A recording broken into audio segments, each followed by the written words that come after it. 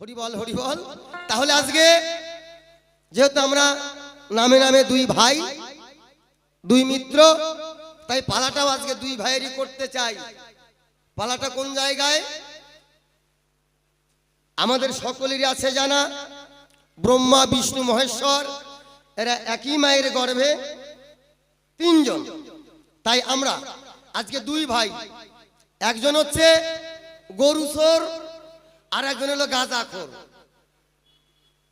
গাঁজাখোরকে দেবের দেব মহাদেব, বৈষ্ণবের যে চূড়ামণি, আমরা সবাই জানি এই পৃথিবী সংহার কর্তার মালিক ভোলানাথ। আর গরু চুরি কে করেছিল? তারা দাদা স্বয়ং ব্রহ্মা। তা আমি উনি আজকে আমার ভাই হবে, কারণ যদি উনি আমার চেয়ে বয়সে বড়, তাই আমার একটু শখ হয়েছে। এমনি তো আর আমাকে বড় দাদা বলে ডাক দিবে না, আজকে আসরের ভূমিকায় ওনাকে আমি ছোট ভাই, ভোলানাথের পক্ষের উকিল, আর আমি তার দাদা সৃষ্টিকর্তা ব্রহ্মা, তার পক্ষের উকিল হয়ে আমার ছোট ভাইয়ের কাছে দুই একটি কথা জানার জন্য করব জিজ্ঞাসা, সে যেন সুন্দরভাবে করে ধর্ম আসরে প্রকাশ। হরিবল হরিবল হরিবল।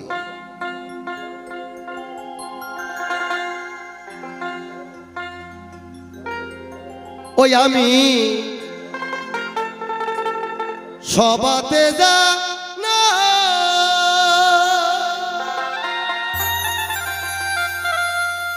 ওরে কল্পনাতে স্বয়ং ব্রহ্মা, সঙ্গে ছোট ভাই রে। কল্পনাতে হই ব্রহ্মা গো, হায় হায় কল্পনাতে হই ব্রহ্মা গো।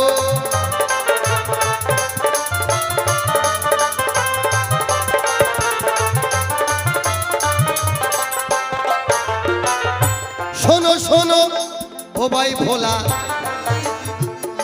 তোমার কাছে জানতে চাই, এই পৃথিবী যখন জলাকারময় ছিল, আমি জানবো এই সভায়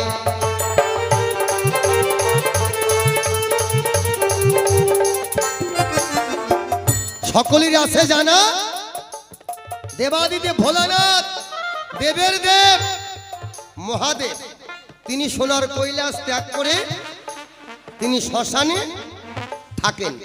সকলেরই জানা আছে, গায়ে ভস্ম মেখে বসে থাকেন। তা আমার তার কাছে, আমার ভাইয়ের কাছে প্রথম জানার আস, হে ভাই,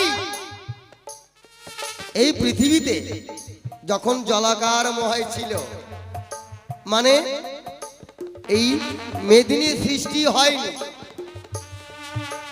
তখন নাকি শ্মশান ছিল। আমার ভাইয়ের কাছে প্রথম জানার আস, সেই শ্মশানটা কোথায় ছিল এবং সেই শ্মশানে প্রথমে কাকে দাফন করা হয়েছিল তার নামটাই বাকি, আর প্রথম শ্মশানটা পৃথিবীতে কোথায় স্থাপন হলো, তোমার কাছে জানার জিজ্ঞাসাটা প্রথমবারে রইল। প্রথমবারে তোমার কাছে রইল জিজ্ঞাসন, সুন্দরভাবে করবে প্রকাশ, শুনবে শ্রোতাগণ।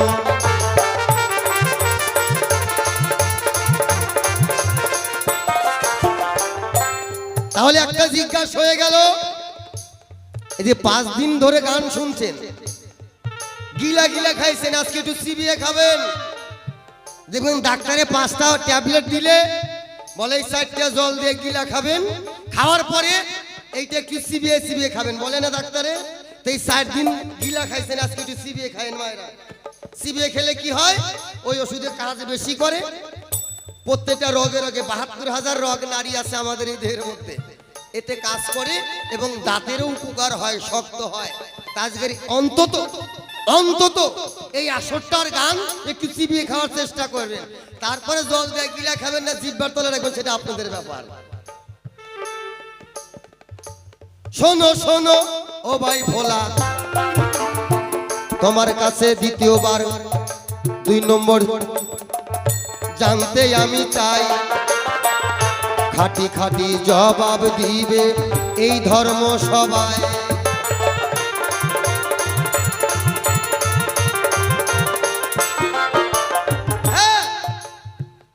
সকলেরই আছে জানা, বৈষ্ণবরা কি নেশা করে বাবা? ও বাবা, বৈষ্ণবরা কি নেশা করে? আমিও তো শিক্ষা মন্ত্র নিয়েছি, পাশে আমার গুরুপাঠ।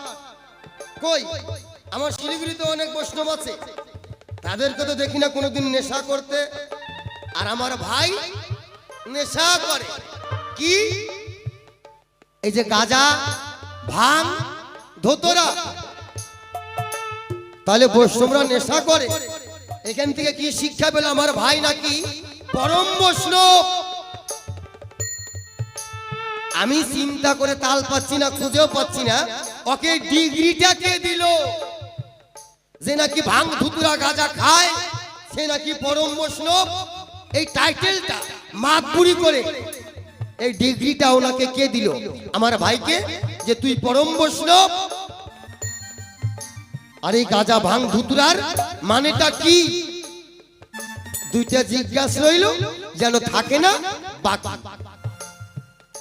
প্রথমবারে দুটি জিজ্ঞাসা করলাম ভাইয়ের ঠাই, সঠিক সঠিক জবাব যেন ভাইয়ের কাছে পাই।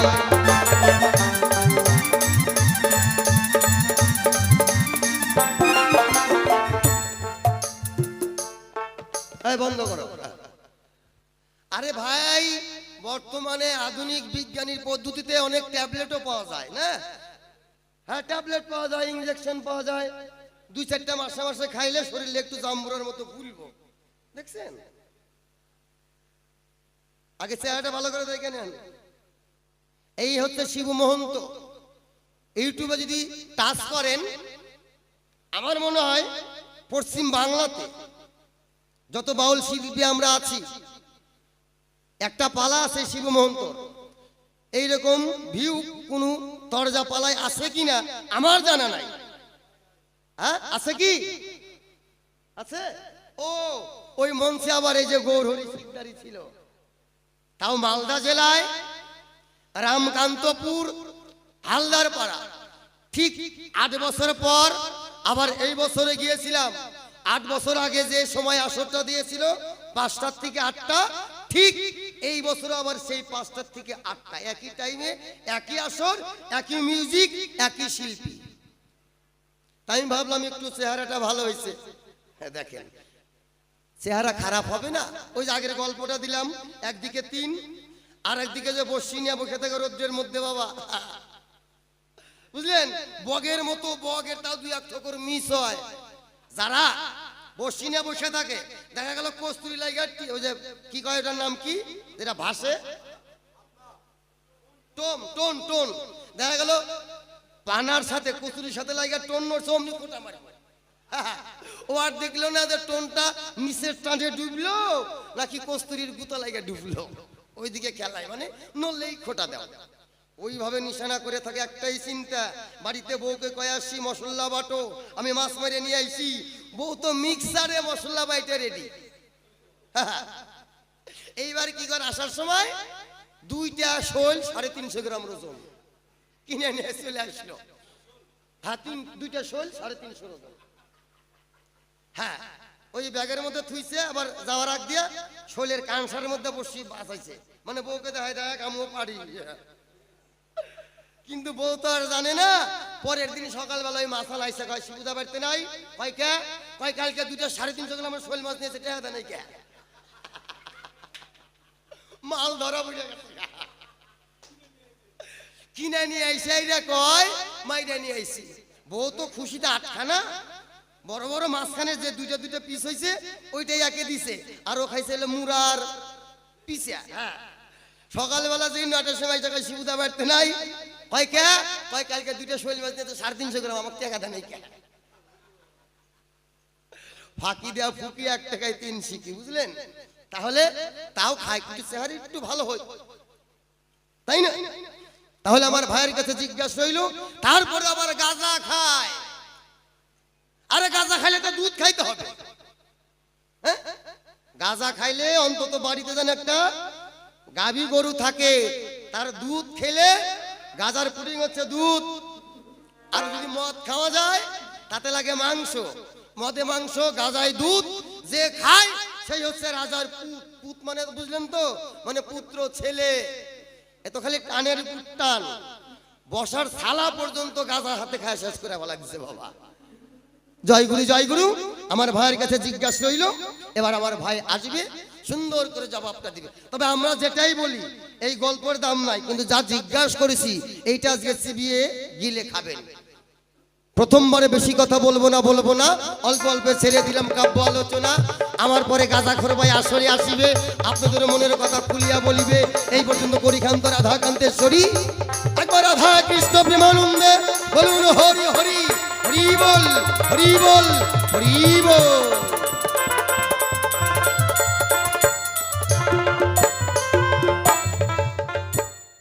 শিব শ্মশানে থাকে, কোন ছাই গায়ে মাখে, শ্মশান কোনো একদিন ছিলই না। সমহ ব্রহ্মাণ্ড জলাকারময়, সেখানে শিব শ্মশানে রয়।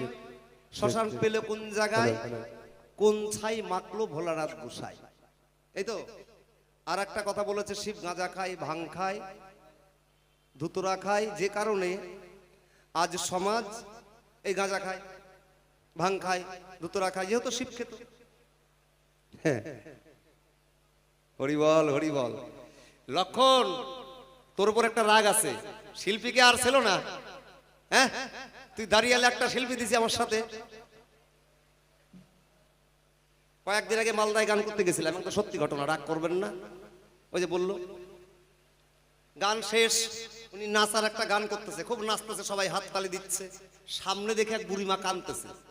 আমি কই, ও মা তুমি কান্দো কেন? সবাই নাচতেছে, হাত তালি দিচ্ছে, তো কান্দার গান না, নাচার গান গাইতেছে শিবানন্দ হালদার, তুমি কাঁদো কেন? কয় না, আমি গান শুনে কাঁদতেছি না, ওরে দেখে কাঁদতেছি। তার মানে কয় শিবানন্দরে দেখে আমার পূর্বের কথা মনে পড়ে গেছে, ওরে দেখে আমার কান্না আর ঠেকে না। তার মানেটা কি? কয় মানেটা হচ্ছে এইটাই, আমি ছোটবেলার থেকে এক পাঠা পুষতাম।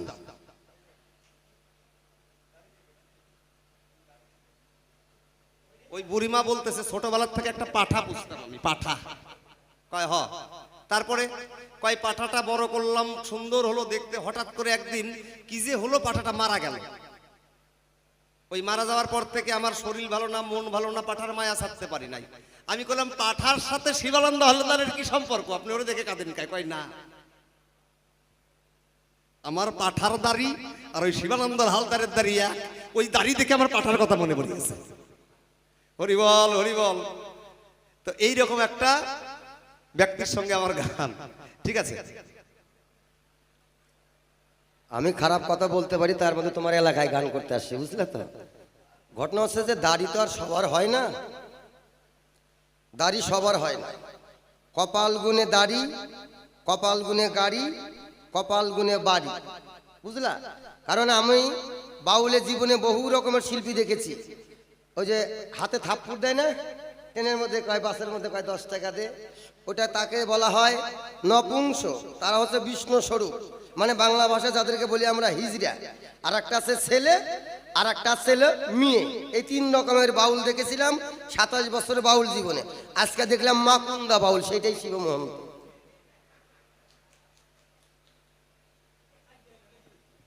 হিসাব ভুল করলে সেই দোষ কি আমার? আচ্ছা আপনারা বলেন দেখি, আমাদের 4 যুগের ভগবানের কথা মনে আছে নাকি? নারায়ণের কতগুলো দাড়ি ছিল?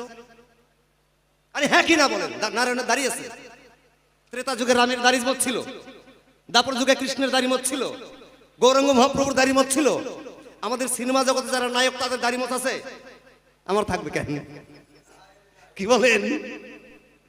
হিসাবটা ভুল করলে তো হবে না ভাই, হিসাবটা ঠিক রাখতে হবে। যারা নায়ক তাদের দাড়ি মোছ থাকে না,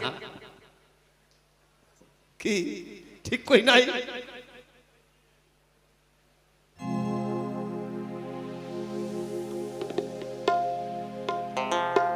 ওরে ভালো মাইয়ার কালো জামাই রে, জামাই লইয়া যেই জাগাতে যায়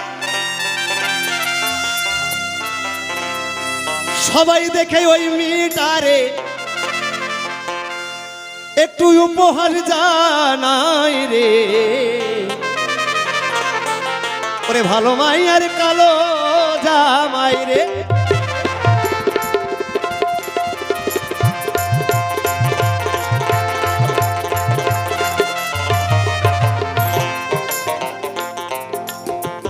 শিব শঙ্কর প্রথম নাকি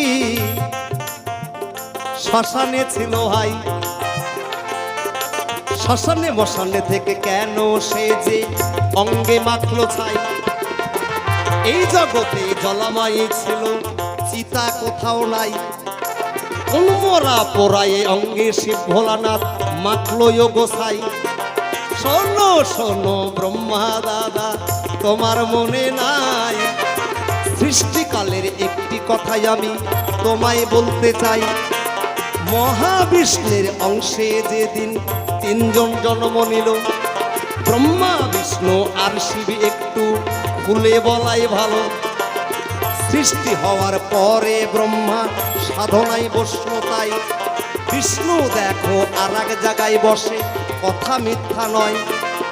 শিব জায়গায় আর এক জায়গায় শিব চলে গেল ভাই, নিজের ধ্যানে তিনজন মগ্ন মিথ্যা কথা নয়। আসতে এক জায়গায় ব্রহ্মা, এক জায়গায় শিব, এক জায়গায় বিষ্ণু, কারো সঙ্গে কারো দেখা নয়, তিনজন সাধনায় মগ্ন। হঠাৎ করে ব্রহ্মার কাছে জলাকারময় এই দুনিয়া কোথাও একটুকু মাটি নেই, স্থল নেই।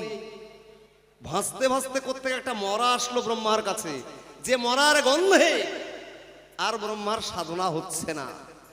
ব্রহ্মা ধ্যান ভঙ্গ করে তাকিয়ে দেখছে একটা মরা দেহ, সঙ্গে সঙ্গে মরা দেহটাকে জলের মধ্যে ছেড়ে দিলেন। ভাসতে ভাসতে সেই দেহটা বিষ্ণুর কাছে চলে এলেন। বিষ্ণু চিন্তা করছে কি ব্যাপার, এত পচা গন্ধ কোত্থেকে আসে। তাকিয়ে দেখে সামনে একটা মরা। ওরে ভাই এ মরা আসলো কোন জায়গা থেকে, ভাবে বসে তাই করে নাই দেরি, মরাটাকে অমনি সরে দিল তাড়াতাড়ি। ব্রহ্মা বিষ্ণু দুইজন সরে দিল। ভাসতে ভাসতে ওই মরাটা যখন শিবের কাছে এলো, শিব চিন্তা করে তাই ব্রহ্মা বিষ্ণু শিব ছাড়া এ জগতে আর কেহ নাই। তাহলে এই মরা ছিল কোথায়, আসলো কোন জায়গা থেকে একটু জানতে চাই। দেবাদিদেব ভোলানাথ ধ্যান ভঙ্গ করে নাই দেরি, সেই মৃতদেহ কাছে এনে মস্তকে রাখলো তাড়াতাড়ি। উনি চিন্তা করলো সর্ব কারণের কারণ অনাদিরাদি, তিনি ছাড়া এই দেহটার কারো হতে পারে না। কারণ আমি শিব, আর একজন ব্রহ্মা, আর একজন বিষ্ণু ছাড়া এই জগতে আর কেউ নাই। তাহলে মরা পেলাম কোন জায়গায়। করে নাই দেরি, ওই মৃতদেহটা মস্তকে রাখলো তাড়াতাড়ি। চট করে দৈববাণী শিব তখন শুনিবারও পাই, তোমার মতন আর বৈষ্ণব গোসাই এই জগতে নাই। কারণ আমি হলাম পরম, কিন্তু আমার উপরে কেউ নাই। সেই দেহ তুমি কাছে রেখেছো, তুমি বৈষ্ণব গোসাই। শিবের মতন বৈষ্ণব, শিবের মতন সাধু ত্রিভুবনে আর কেউ নাই। ওই মৃতদেহ শিবার ছাড়েন নাই, ওই দেহ ছাই করে অঙ্গে মাখে ভোলানাথ গোসাই। যদি বলেন চিতা পেল কোন জায়গায়, আচ্ছা বলেন দেখি। শিবের এক নাম রুদ্র, তার বক্ষে চিতা করে সতীর 108টা দেহ পড়ে, এই জায়গাটাই হচ্ছে চিতা। বোঝা গেল? এর মধ্যে কোনো ভুল নাই। আচ্ছা এই যে জবাব হয়ে গেল। এইবার গাজা ভাঙ শিব দেখো,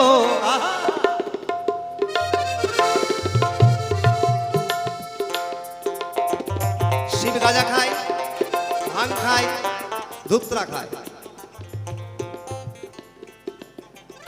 একটু বোঝার ভুল আছে ভাই,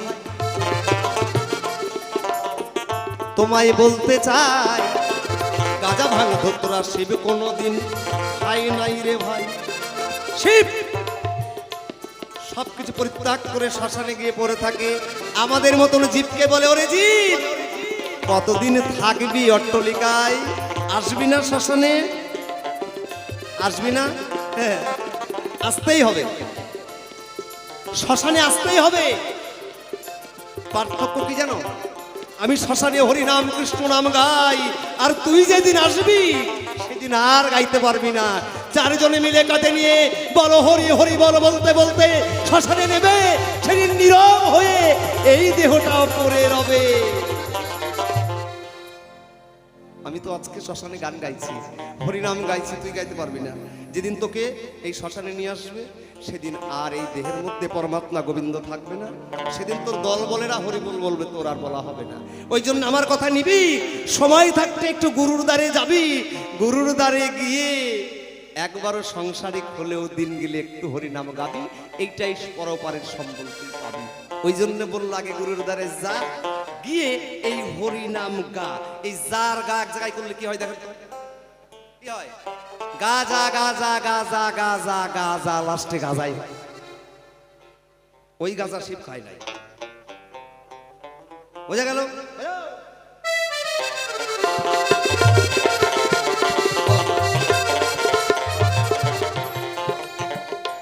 এইবার ভাঙের কথা বলে গেছো, একটু বলতে চাই। ভাঙ শব্দের কি বয় অর্থ তোমারে জানাই। ভাঙ ভাঙ, আমরা তো মায়ামহে মোহিত হয়ে আমার ছেলে আমারই বাড়ি আমারই গাড়ি, কখন মনে পড়ে যখন আমার ছেলে আমার মেয়ে আমার বন্ধু আমার বান্ধবী কেউ ভালোবাসে না, তখন মনে পড়ে হে ঠাকুর আমি যে কারণে ধরাধামে এসেছিলাম তোমাকেই ভুলে আছি। তাই শিব ঠাকুর বলল, ওরে ওই গাছের ভাঙ না, এই মায়া মহে এসে যে মায়া ঘুমে নিদ্রিত হয়ে আছিস, এই মায়া ঘুম আগে ভাঙ। এই হচ্ছে ভাঙ। শিব পূজা করো জানো না? ওই গাছের ভাঙ দিয়ে শিব পূজা হয় না, ওই পণ্ডিতরা বিধান দেবে, সাধুরা দেবে না। গাছের ভাঙ নাই, মায়া ঘুম আগে ভাঙ। তারপরে ধোতরা, ধুতরা ছাড়া শিব পূজা হবে না। তা কোন ধুতরা? ওই গাছ থেকে ধুতরা তুলে নিয়ে শিবের পূজা করব, তাই পূজা হয় নাকি? না, শিব পূজা করতে গেলে মহাবৈষ্ণব তো এই মনের মূল ময়লা মাটি কুটি নাটি যদি থাকে শিব পূজা হবে। তাই বলল শিব আগে মনের ময়লা মাটি কুটি নাটি ধোতরা, এই জায়গাটা বেছে নাও। ওই শিব ঠাকুর যেমন গাঁজা খাই, ওই মনে করে যদি গাঁজা খাও তাহলে মরে শাস্তি। এই যে ভাঙ ধুতুরার গাজার অর্থ হচ্ছে এইটাই। এই তো তোমার কথার জবাবে কথাই মিটে যায়। আমি কিন্তু সময় নেব না রে ভাই। সৃষ্টিকর্তা ব্রহ্মায় গো আসরেতে পাই, তার কাছে একটাই আমি জিজ্ঞাসা করে যাই। ৩৩ কোটি জগতে দেবতায় আছে, সবার পুজো করি আমি, বলি সবার কাছে। কারো বাড়িতে ব্রহ্মায় গো মন্দির বটে নাই, ব্রহ্মা পূজা করি না সঠিক বলি তাই। ব্রহ্মা পূজা এ জগতে হবে না, হবে না। কেন হবে না? ব্রহ্মা পূজা দিয়ে যে বর্ণনা। আস্তে, তুমি তো সৃষ্টিকর্তা।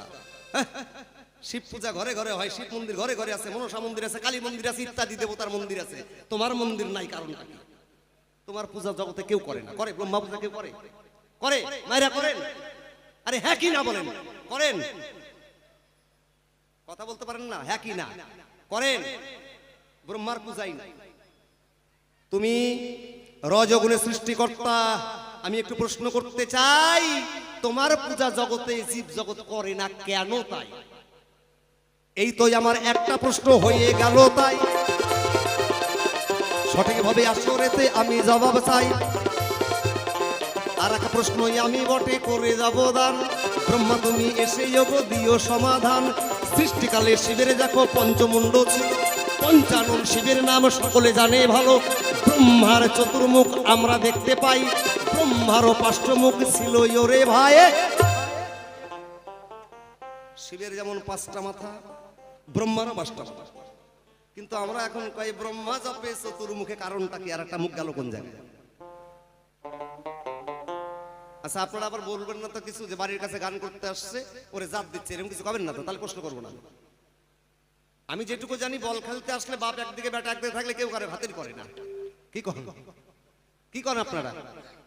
চতুর্মুখী ব্রহ্মা হলো কেন? ব্রহ্মার 5টা মুখ, আর একটা মুখ গেল কোন জায়গায়? বর্তমানে আছে কোন জায়গায়? প্রশ্ন উনি 2টা করেছে, আমি 2টা করলাম, বেশি কিছু দরকার নাই। যদি একবারে টাইম খাইয়ে নেই তাহলে তো জবাব হবে না, জবাব রয়ে যাবে অভাব। তবে আরে বেশি কথা বলবো না, ছেড়ে দিয়ে যাবোই আমার এইসব আলোচনা। যেসব প্রশ্ন আমার কাছে করে গেছিল দান, সাধ্য মতন আমি বটে দিলাম সমাধান। আর সমাধান দিতে গিয়ে ভুল ত্রুটি হতে পারে, ক্ষমা করবেন না আপনারা সবাই দয়া করে। আর তবে আরে বেশি কথা কেন বলতে যাব, আমার মতন ভাব আমি ছেড়ে দিয়ে যাব। এরপরে ব্রহ্মাই আমার আসরে আসিবে, আমার কথার জবাবে গো খুলিয়া বলিবে। এই পর্যন্ত এবার আমার ভাব সাঙ্গ সারি, একেবারে চাঁদ বদলে ভক্ত বলে বলো হরি হরি হরি বল, হরি বল, হরি বল।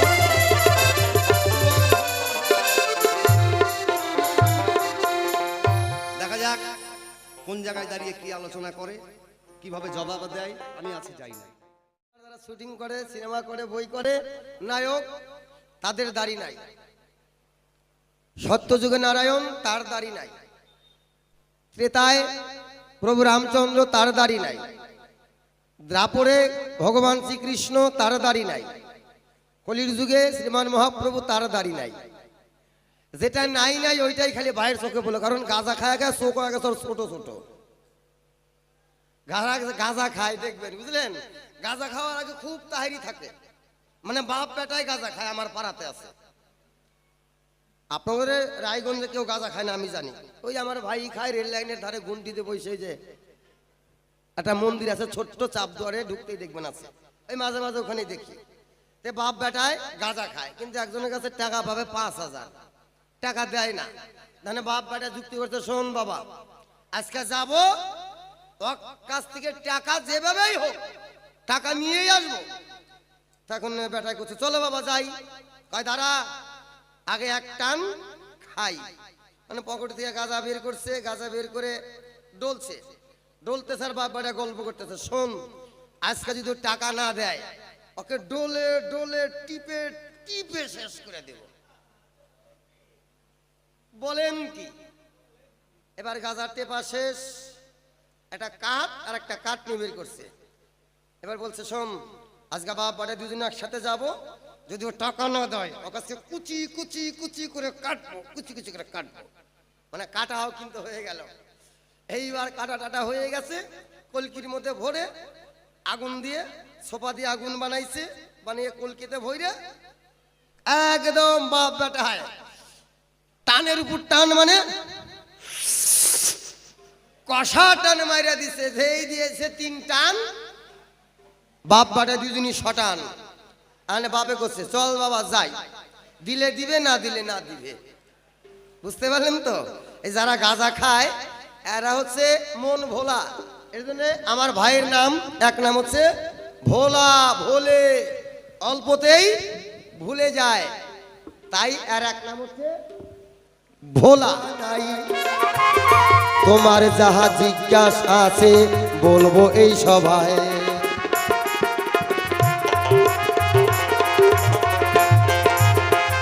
ব্রহ্মার কেন পূজা হয় না বলে গেছে তাই, কিঞ্চিত মাত্র জবাব দেব আমি এই ধর্ম সভায়।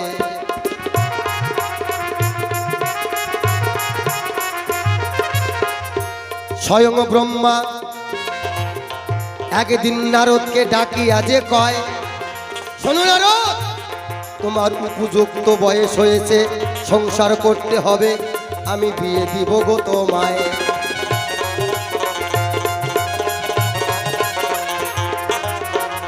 নারদ তখন বলেছিল, ও গো পিতা মহোদয়, আমার কিন্তু বিয়ে করার মোটে ইচ্ছা নাই।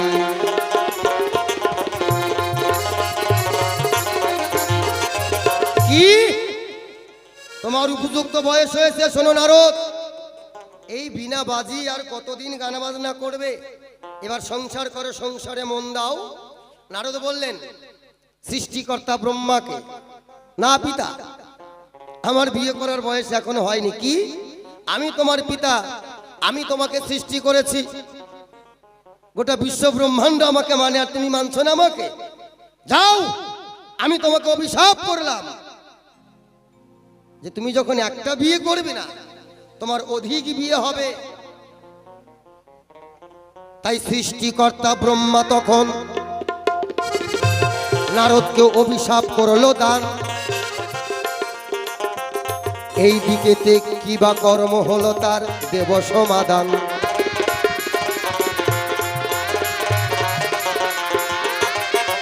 সৃষ্টিকর্তা ব্রহ্মা তখন নারদকে যে অভিশাপ দিল, যাও, তুমি যখন আমার কথা শুনলে না, আমাকে অপমানই করলে, আমি তোমাকে অভিশাপ দিলাম ওদিকে বিয়ে হবে।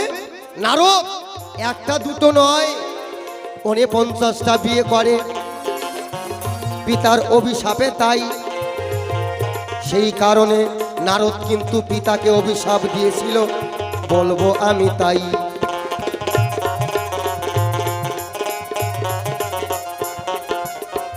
শোনেন পিতা, যেমন আপনি অভিশাপ দিলেন, কারণ পিতা যদি কোনো অন্যায় করে, উপযুক্ত পুত্র থাকলে তাকে শাসন করতে পারে। তাই আপনি যেমন আমাকে অভিশাপ দিলেন যে আমার ওদিকে বিয়ে হবে, আমি আপনাকে অভিশাপ করলাম, আজ থেকে আপনার পূজাও মত্তধামে কেউ করবে না। এইখানেতেই বাপ বেটার অভিশাপের ঝগড়া হয়ে যায়। পুত্রের অভিশাপে দেখো পিতার পূজা হয় না এই ধরায়।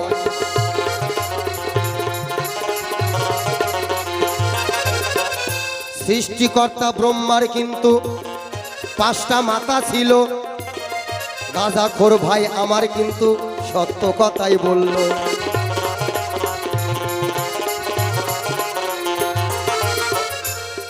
ব্রহ্মারও 5 মাথা ছিল,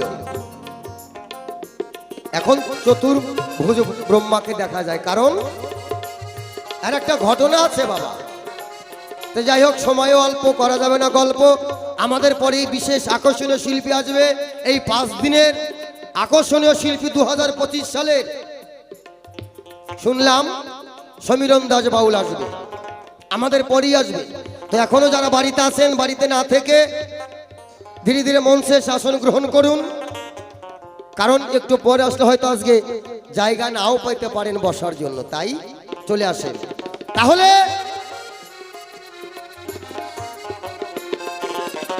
সৃষ্টিকর্তা ব্রহ্মার দেখো একটা শিষ্য বটে ছিল, সেই শিষ্যর নাম কামদেব, সবার জানা আছে ভালো।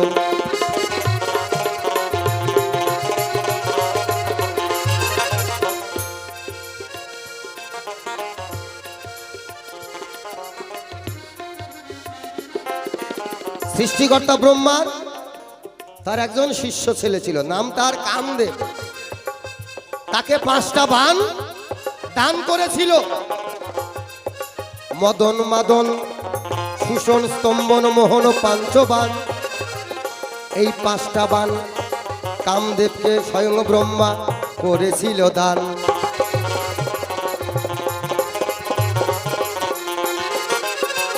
কামদেব মনে মনে চিন্তা করলো, তাই যে আমার গুরুদেব যে আমাকে 5টা বাণ দিল, এটা অরিজিনাল দিয়েছে না ডুপ্লিকেট দিয়েছে, একটু টেস্ট করি। কারণ টেস্ট করার মানুষ আর খুঁজে পাচ্ছে না।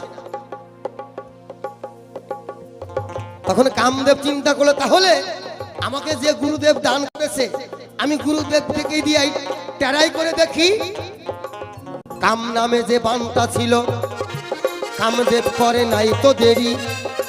ওই কামদেব কাম নামে বাণটা ব্রহ্মার অঙ্গে মারলো তাড়াতাড়ি।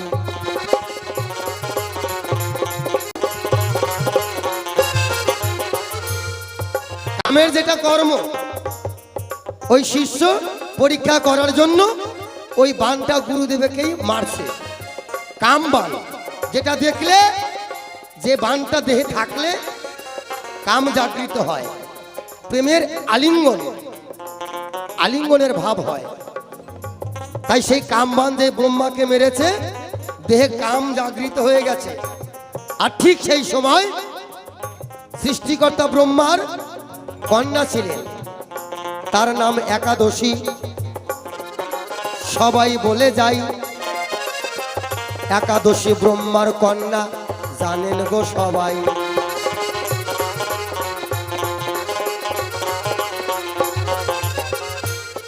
অপূর্ব সুন্দরী দেখতে, কে? ব্রহ্মার কন্যা একাদশী। আর ঠিক যেই কাম জাগৃত হয়েছে সেই সময় অপূর্ব নারী ওই একাদশী যায়।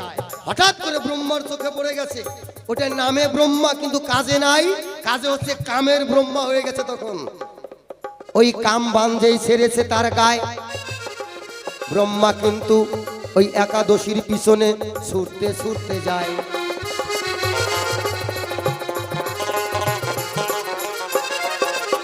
আর ঠিক ওই সময় আমার ভাই ভোলানাথ মহাদেব দেখছে সর্বনাশ, আমার ভাস্তি দাদার মেয়ে, তাকে দেখে দাদা কেন দেহের মধ্যে কাম নিয়ে তার দিকে ধাওয়া করেছে, ব্যাপারটা কি? ভোলানাথ তখন অন্তরে ধ্যান করিয়া জানতে পায় কামের গন্ধ ছুটছে আমার দাদার গায়ে। এখন উপায় কি? ভোলানাথ করলো না দেরি, যে চোখ দুটো দিয়ে দেখেছিল, যে মুখটা দিয়ে চোখ দিয়ে দেখেছিল ওই একাদশীকে, ভোলানাথ আর করলো না দেরি। ভোলানাথের যে হাতে ত্রিশূল ছিল, সেই ত্রিশূল দিয়ে ওই যে পঞ্চমুখী ব্রহ্মা যে মুখমণ্ডল দিয়ে দেখেছিল, যে চোখ দিয়ে, সেই মাথাটা ওই ত্রিশূল দিয়ে সঙ্গে সঙ্গে ছেদন করে দেয়। ওই মুন্ড যেখানে পড়ে সেই মন্দির একটা হয়েছে, তার নাম পদ্মলোচন কয়।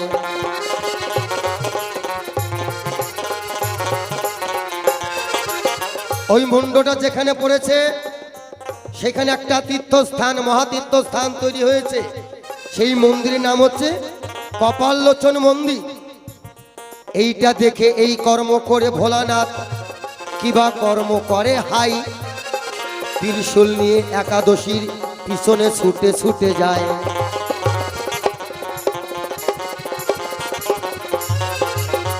ভোলানাথের হাতে ত্রিশূল ছিল, সেই ত্রিশূল দিয়ে ওই একাদশীকে আঘাত করে 3 টুকরা করলো। সেদিন থেকে ত্রিসন্ধ্যা গায়ত্রী হলো।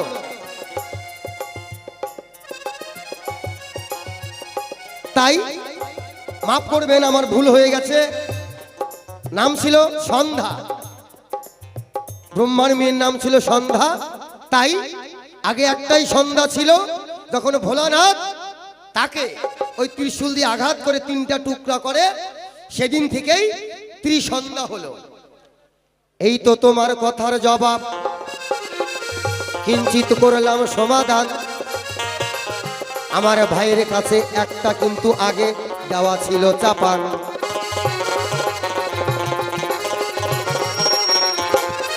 কি? আমার ভাইকে এই পরম বৈষ্ণব টাইটেল, এই পদবিটা কেবা দিয়েছিল?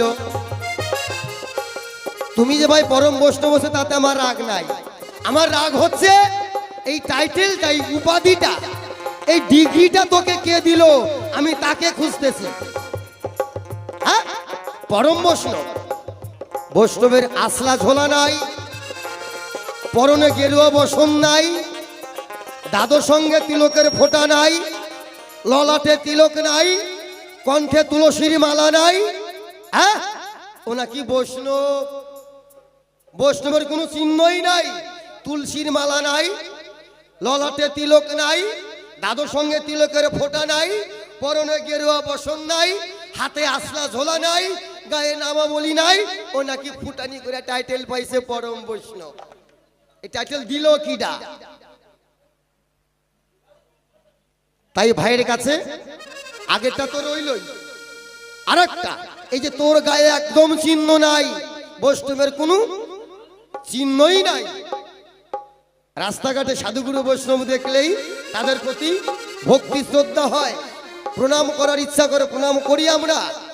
আর তোর পরনে বাঘের ছাল, হাতে সাপের বালা, তুলসীর মালার পরে তোর গায়ে দেখি ওই না সাপের মালা।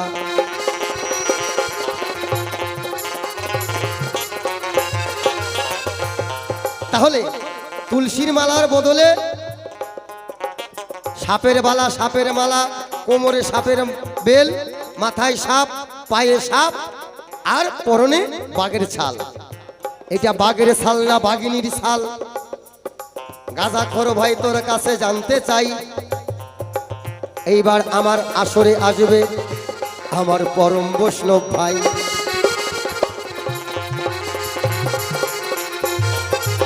আসতে সত্যি কথা বলেছে। শিবকে বৈষ্ণব ডিগ্রি দিল কে? বাঘের ছাল পরা বৈষ্ণবের 5টি নিদর্শন, ডোর, কপিন, মালা, তিলক, শিখা। শিবের মধ্যে কিচ্ছু নাই, তাহলে পরম বৈষ্ণব শিবকে কেন বলি আমরা? তাই সুন্দর প্রশ্ন করে গেছে।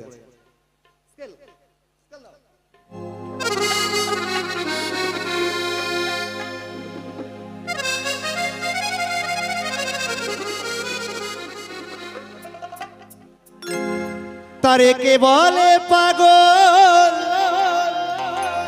অতি সে চঞ্চল।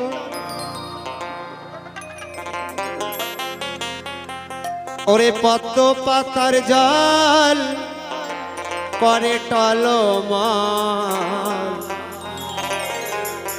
সহজে পাগল।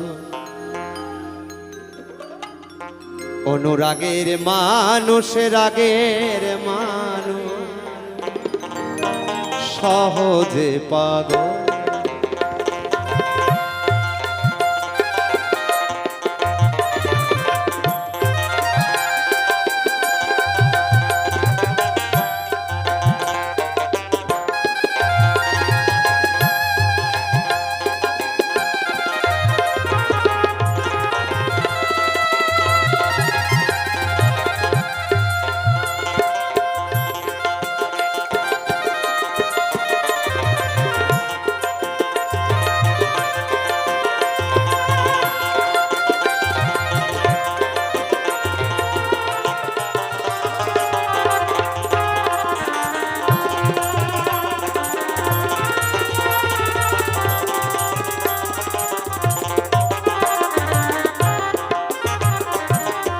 বলে পাগলি অতি সে চঞ্চল,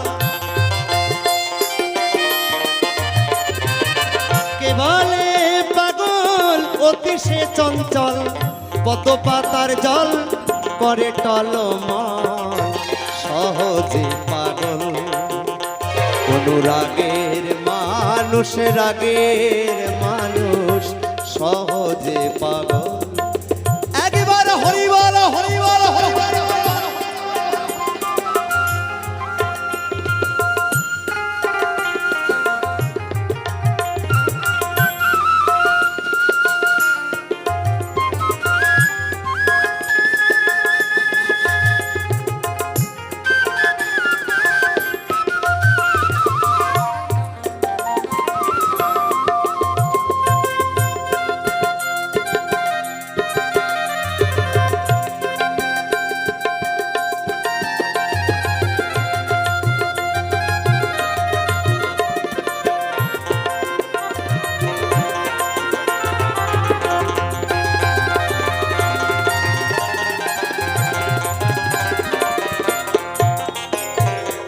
আট আটে 64 ত্রিতালায় বসতি, চন্দ্র সূর্য সেথাই নাই যাতায়াতি।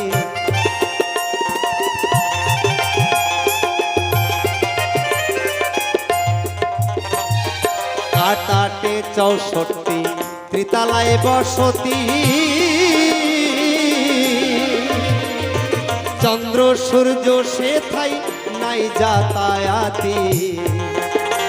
সেথাই পবন যেতে না রে যাবি কেমন করে?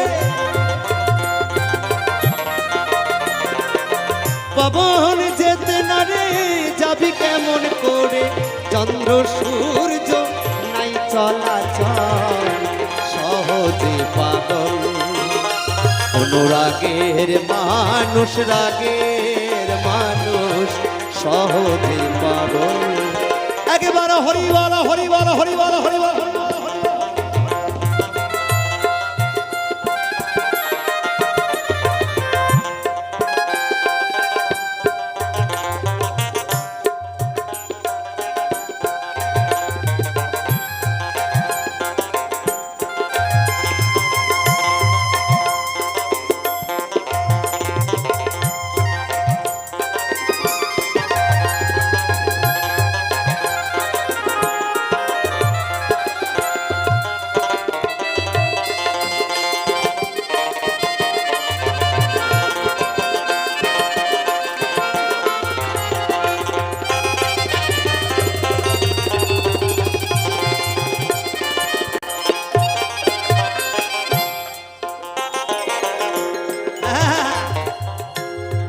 এই হচ্ছে শিব পাগল। জল আছে সে ঠাই মাটি নাই রে ভাই, দুগ্ধ আছে সে ঠাই গাভী নাই রে ভাই।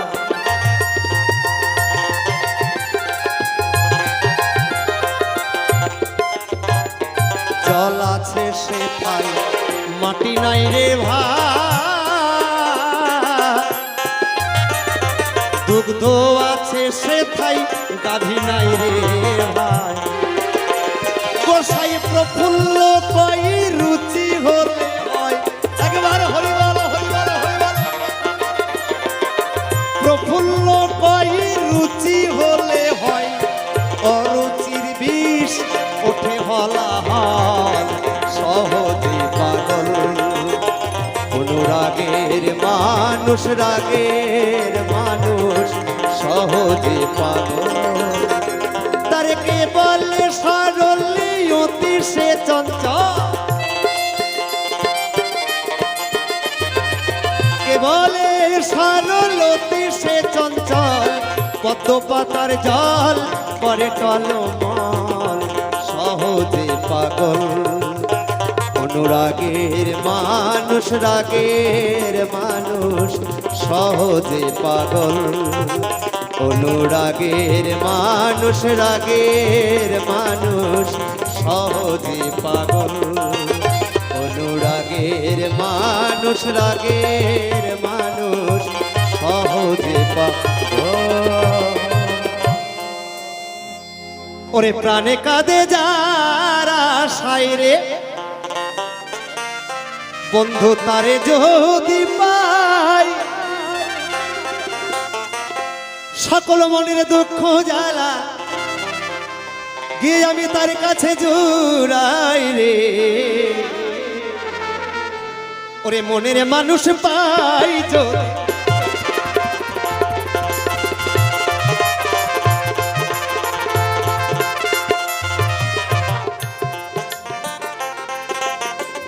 পঞ্চ পাণ্ডব যুদ্ধের শেষে যজ্ঞ করলো ভাই,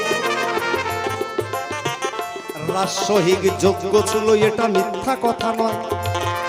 আপনারা জানেন পাণ্ডবরা যখন যজ্ঞ করলেন রাজসহিক যজ্ঞ, এই যজ্ঞে সাধুগুরু বৈষ্ণব মুনি ঋষি সকলকে নিমন্ত্রণ করা হলো। এক একজন এক একটা কাজ বেছে নিল। তার মধ্যে ধর্মরাজ যুধিষ্ঠির আর কৃষ্ণ তারা এমন দুটো কাজ নিলেন,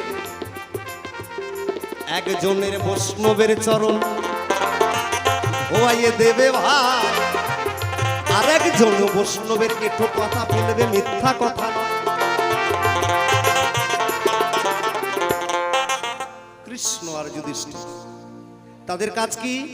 একজন বৈষ্ণবের এঁঠো প্রসাদ পাতা ফেলবে আর একজন বৈষ্ণবের চরণ ধুয়ে দেবে। দুটো কাজ নিলেন দুইজন।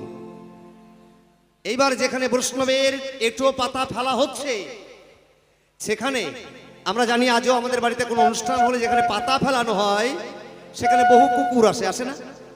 আসে।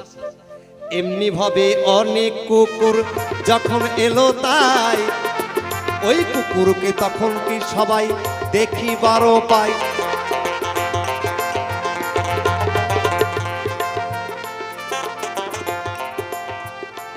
হঠাৎ করে একটা আজগবি কুকুর দেখতে পেল। কৃষ্ণের চোখে ওই কুকুরটা যখন পড়েও গো গেল, এক পা দু পা করে কৃষ্ণ গেল কুকুরের ঠাই। তুমি কেমন কুকুর হলে আমি একটু জানতে চাই। আসতে, আমি অনেক কুকুর দেখেছি, তোমার মতন কুকুর তো দেখি নাই। তুমি কেমন কুকুর গো? কারণ দেবাদিদেব ভোলানাথ কুকুর রূপ ধারণ করে এসে বৈষ্ণবের এঁঠো প্রসাদ সে নিচ্ছে, গ্রহণ করছে। কেউ চিনতে পারে নাই। কৃষ্ণ চিনতে পারলো কি করে? তার ললাটে চাঁদটা দেখে। কুকুরের ললাটে চাঁদ হয় নাকি? হ্যাঁ? ও কুকুর, তুমি কেমন গো? সত্যি কথা বলো তো, তুমি কে? সর্ব ধরে যখন সে সম্মুখে দাঁড়ালো, কৃষ্ণের সম্মুখে জোরহাত করে যখন দাঁড়াইয়ে গেল, কৃষ্ণ কই, ভোলানাথ গোসাই একটু বলতে চাই, তোমার কর্মকাণ্ড দেখে আমি পাগল হইয়া যাই। বৈষ্ণব, আজ এখানে বৈষ্ণব সেবার আয়োজন করা হয়েছে। এই বৈষ্ণব যাহা পাচ্ছে তার নাম হচ্ছে প্রসাদ। আর শিব তুমি কি করেছে জানো? কুকুর হয়ে বৈষ্ণবের এঁঠো প্রসাদ তুমি পাচ্ছ। তুমি কি পাচ্ছ জানো? সেটা মহা মহাপ্রসাদ।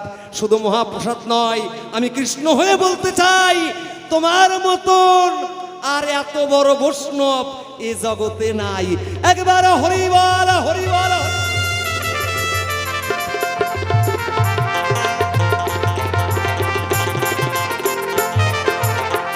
স্বয়ং কৃষ্ণ শিবকে পরম বৈষ্ণব ডিগ্রি দিল। এই তো তোমার কথার জবাব, আমার কথাই মিটে গেল। শিবকে পরম বৈষ্ণব ডিগ্রি দিয়েছিল স্বয়ং কৃষ্ণ। বললো দেব, তোমার মতন সাধু, তোমার মতন পুরুষ, তোমার মতন বৈষ্ণব এই জগতে আর কেউ নাই। তাহলে কে ডিগ্রি দিল বলা হলো? কই ডোর কপিন মালা তিলক শিক্ষা তোমার কিছুই ওগো নাই। বৈষ্ণবের ললাটে তিলক থাকবে, এটাই সত্য ভাই।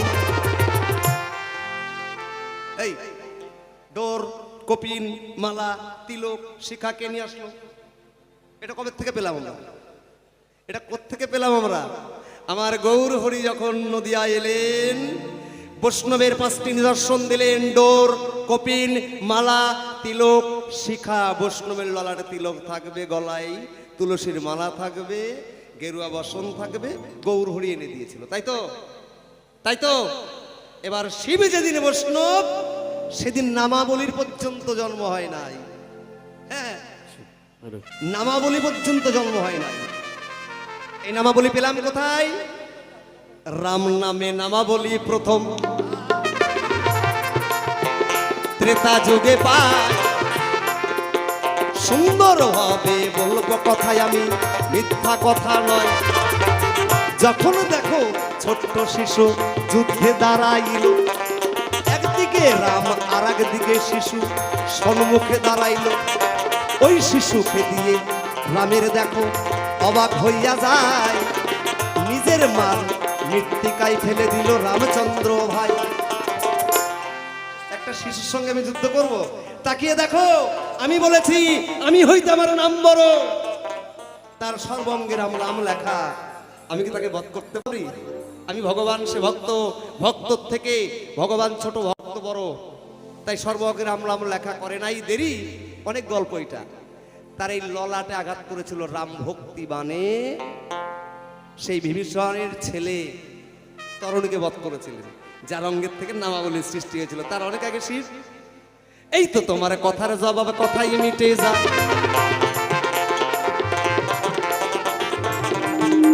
আস্তে, আর কিছু জিজ্ঞাসা করেছে?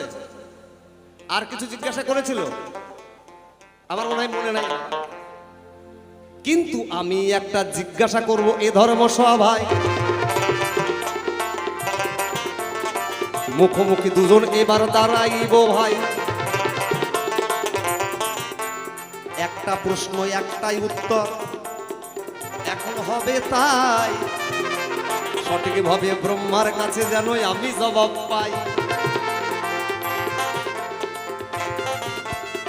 ব্রহ্মা, হ্যালো, আমি গাজার তত্ত্ব বলে গেছি এর আগে।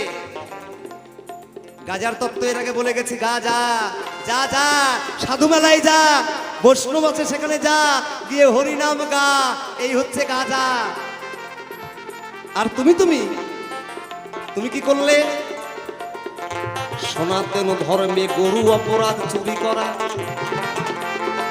বড় অপরাধ ভাই। ব্রহ্মা দেখো গুরু চুরি করেছিল তাই। আস্তে, আমি একটা গল্প দিয়ে গেছি না, যে বাপ্পাটা গাঁজা খায়া কইছে দিলে দিব না দিলে নাই। আসলে আমার ভাই বুঝতেই পারে নাই। এটা হচ্ছে দাপর যুগের ঘটনা। কি? স্বয়ং সৃষ্টিকর্তা ব্রহ্মা একদিন জানতে পায় যে একটা সাধারণ বালক নাকি ভগবান। আমি সৃষ্টি করেছি, আমি সৃষ্টিকর্তা, কে ভগবান আমি জানবো না? একটা সাধারণ ছোট্ট বালক সে ভগবান। তাই ভগবানকে পরীক্ষা করার জন্য অনাদিরাদি প্রাণ গোবিন্দ স্বয়ং কৃষ্ণ তিনি রাখালদের সঙ্গে গোচরণে যায়। সৃষ্টিকর্তা ব্রহ্মা আড়ালে দাঁড়িয়ে দেখে যে ভগবান ছোট্ট বালক, তার পিঠে কখনো রাখালরা উঠছে, কখনো ওই গোপালের পিঠে গোপাল তাদের পিঠে উঠছে, কখনো এটো খাবার রাখালদেরকে খাওয়া দিচ্ছে, কখনো রাখালরা খেয়ে এটো খাবার ভগবানকে খাওয়াচ্ছে। আর সৃষ্টিকর্তা ব্রহ্মা দেখলেন এইটাই বালক, এই ভগবান না, একে তাহলে পরীক্ষা করার আছে দরকার, আমি পরীক্ষা করতে চাই। সৃষ্টিকর্তা করলো না দেরি। ওই যে রাখালদের সঙ্গে যারা যে গাভীগুলো নিয়ে গেছিল, সেই গাভীগুলোকে হরণ করেছিল ভগবানকে কৃষ্ণকে পরীক্ষা করার জন্য, যে এই বালক সত্যিকারের ভগবান কিনা। তাই তাকে পরীক্ষা করার জন্য চুরি করে নাই, ওটা হরণ করেছিল। এইবার অন্তর্যামী ভগবান অন্তরে ধ্যান করে জানলেন সমস্ত গাভীগুলা কে নিয়ে গেল। উনি ধ্যান করে দেখলো সৃষ্টিকর্তা ব্রহ্মা তিনি আমাকে পরীক্ষা করার জন্য এই গাভীগুলো হরণ করেছে, চুরি করে নাই, অর্থাৎ লুকিয়ে রেখেছে তাকে পরীক্ষা করার জন্য। তখন অনাদি আদি প্রাণ গোবিন্দ তিনি অভিশাপ দিয়েছিল, হে ব্রহ্মা, তুমি এই সনাতন ধর্মের সৃষ্টিকর্তা হয়ে তুমি আমাকে পরীক্ষা করার জন্য তুমি এই গাভী চুরি করলে। আমি করলাম অভিশাপ, সনাতন ঘরের জন্ম নিয়ে যে গাভী চুরি করবে পরের জন্মে তার যবনের ঘরে জন্ম নিবে। তাই তো দাপর যুগের অভিশাপ কলির যুগে এসে যবনের ঘরে সৃষ্টিকর্তা ব্রহ্মা স্বয়ং তিনি যবনের ঘরে জন্ম নিলেন। সেই হলেন ভক্ত হরিদাস নিতাই গৌর হরিবল হরিবল।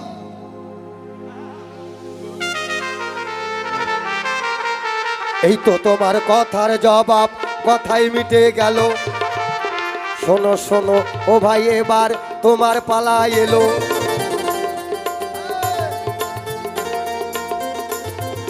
আচ্ছা ভাই, এই যে শুনি তোর পূজাতে নাকি এই যে বেল পাতা দিলেই তুই সন্তুষ্ট। বেল পাতাতে 3টা পাতা কি কারণে হয়? শিবের ললাটে 3টা দাগ আমরা দেখতে পাই। সঠিক সঠিক জবাব কিন্তু এই আসরে চাই। বলো ভাই, এই যে বেল পাতা 3টা কেন, ইহার কারণ কি? আর যারা শিব মন্ত্রে দীক্ষা নিয়েছে, তিলকের তো অনেক কাটিং আছে। যেমন আমরা লাল তিলক পরেছি, কেউ কৃষ্ণ তিলক পরে, আবার ওই তিলক কাটার মধ্যে নিয়ম আছে। কেউ বটপত্র, কেউ তুলসী পত্র, কেউ বাঁশপাতা, এক একজনে এক এক রকমের। কিন্তু যারা শিব ভক্ত ভাই, তোমার ভক্ত যারা, তারা এই 3টা দাগ দেয়, ইহার কারণটা কি? এই চিহ্নটা কি কারণে তোমার কাছে জানতে চাই।